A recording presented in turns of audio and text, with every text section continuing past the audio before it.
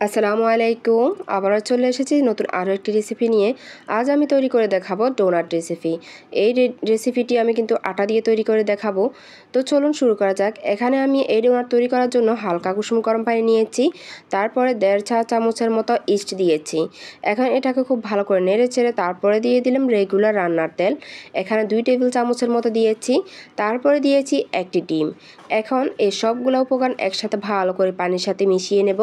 চাইলে কিন্তু এটাকে দুধ দিয়ে তৈরি করা যায়, আজ আমি পানি দিয়ে তৈরি করে দেখাবো আপনাদেরকে। আর এখন দিয়ে দিলাম আমি চিনি। এখানে 2 টেবিল চামচ পরিমাণ চিনি হবে। তারপরে এটাকে আবার ভালো করে মিশিয়ে নেব। তারপরে দিয়েছি আমি কিন্তু লবণ পরিমাণ মতো। সব কিছু ভালো করে পানির সাথে যেন একদম মিশে যায় ওইভাবে করে নেড়ে চেড়ে তারপরে এখানে আমি দিয়ে দেব আটা। এখানে আটা দিয়েছি আমি প্রায় 2 কাপ পরিমাণ। প্রথমে 2 কাপ দিয়েছি, পরে যদি লাগে তো আমি আবারও দেব। এখন আমি খুব ভালো করে মিশিয়ে একটা ডো তৈরি করে নেব। আমার এই রেসিপিটি যদি আপনাদের ভালো লেগে যায় অবশ্যই একটি লাইক দিতে ভুলবেন না। আর যদি আমার এই চ্যানেলটি ভালো লেগে যায় অবশ্যই আমার পাশে থাকবেন। এখন আমি আরও 1.5 কাপ পরিমাণ আটা দিয়েছি, দিয়ে এটাকে ভালো করে মিশিয়ে নিচ্ছি। সর্বমোট আমার আটা লেগেছে 3.5 কাপ পরিমাণ।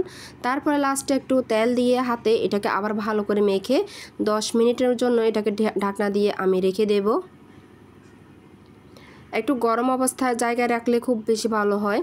তো এখন আমি এই 10 মিনিট পরে ফিরে আসলাম। এসে এটা ঢাকনা তুলে আবারও এইটাকে আমি খুব ভালো করে হাত দিয়ে মেখে নেব।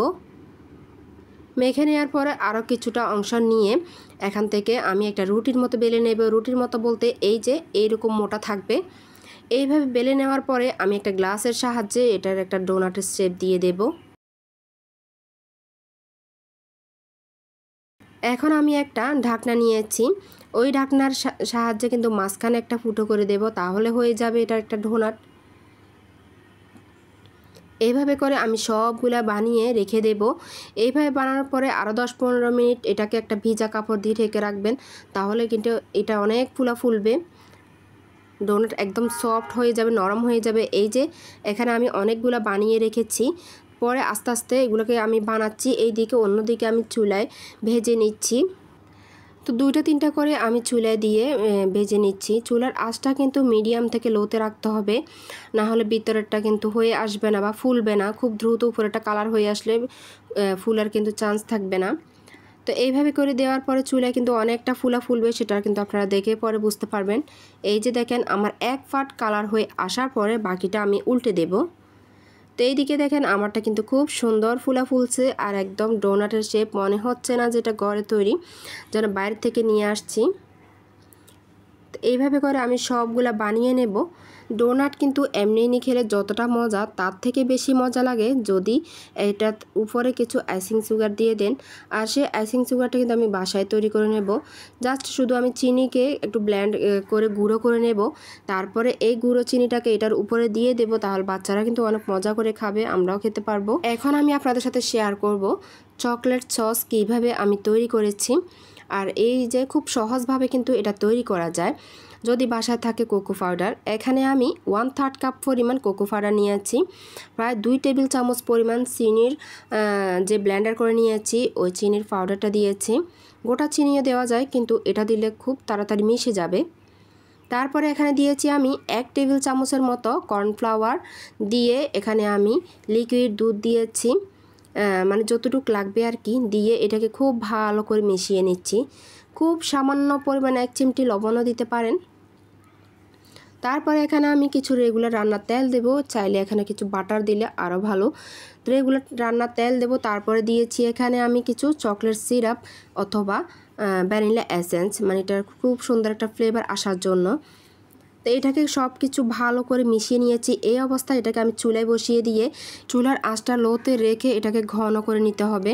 তো ওটা আর আমি দেখালাম না, দেখেন আপনাদেরকে আমি কিন্তু শেষ পর্যায়ে দেখাবো কেমন হয়েছে।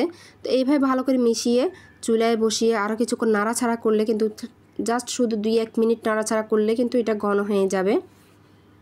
তো এখন আমি আপনাদেরকে দেখিয়ে দেব চুলা থেকে নামানোর পরে আমার এটা কেমন হয়েছে। এই যে এটার কালারটা একদম চকলেটের মতো হয়ে গিয়েছে। এটা দিয়ে কিন্তু ডোনাট খেতে এত বেশি মজা লাগে, বাচ্চারা তো কিন্তু এক মুহূর্তে কিন্তু এটা শেষ করে দিয়েছে। তো এইভাবে আপনারা বাসায় তৈরি করে নিতে পারেন। এটা কিন্তু আপনাদের জন্য একটা টিপস হিসেবে থাকলো এই ডোনাট রেসিপির সাথে। তো অবশ্যই এই ভিডিওটিতে একটি লাইক দিবেন। এখন আমি এই ডোনাটের উপরে এই চকলেট সসটাকে লাগিয়ে নিচ্ছি। এইভাবে করে আপনারা কিন্তু সংরক্ষণ করে রাখতে পারেন কয়েকদিনের জন্য। এইভাবে ডোনাট তৈরি করে কিন্তু এইভাবে চকলেট লাগিয়ে দিলে বাচ্চারা খুব মজা করে খেতে পারবে, বা বাচ্চাদের টিফিনে কিন্তু এইভাবে তৈরি করে দিতে পারেন। তো একটা আমি ভেঙে দেখাচ্ছি ভিতরে কতটা সফট হয়েছে। আশা করি আমি খুব ইজিভাবে আপনাদেরকে দেখানোর চেষ্টা করেছি। অবশ্যই আপনারা বুঝতে পেরেছেন। আর যদি কোনো প্রশ্ন থেকে থাকে আমাকে কমেন্টের মাধ্যমে জানাতে ভুলবেন না। আর যদি ভালো লেগে যায় সেটাও কিন্তু অবশ্যই কমেন্টের মাধ্যমে জানিয়ে নেবেন। তো আজ আমার ভিডিওটি এই পর্যন্ত। আপনাদের ভালো লাগলে একটি লাইক দিতে কিন্তু ভুলবেন না। আসসালামু আলাইকুম।